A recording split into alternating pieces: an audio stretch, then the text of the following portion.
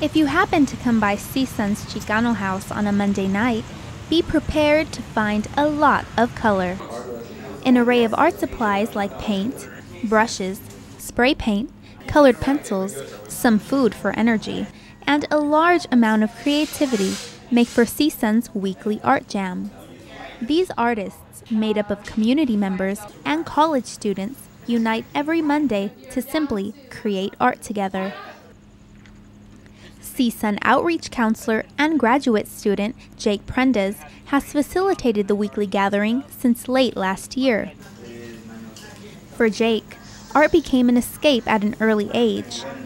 As a youth, Jake was one of few Mexican Americans, or Chicanos, growing up in Seattle. And he was also diagnosed with dyslexia. Almost dropped out. I barely graduated high school. I just didn't know how to use art.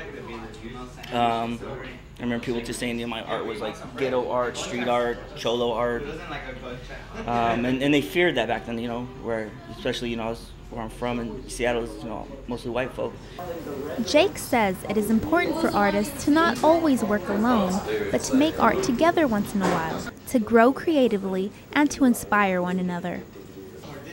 On this evening, Jake is also getting inspiration from his mentor, Roberto Maestas, a pioneering civil rights activist who is credited with opening the first Chicano community center in Seattle called El Centro de la Raza.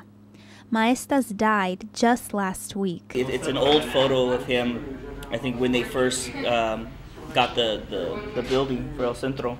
And he has like a little girl on his shoulder and doing the power, kind of the power fist.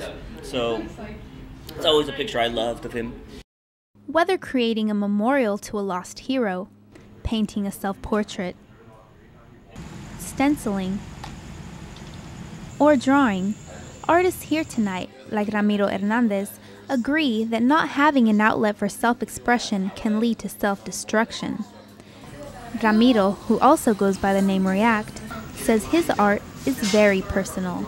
I try to dig deep inside so I can find the emotion that causes me to feel a certain way, and that emotion is what I want to capture. But I also feel that everything around me, whether it be my environment, the society, whether it be our condition, our existence, the questions I have, all those things play a factor into what I create. Though there is much passion for art within this group of artists, the reality of a career in art does not escape some.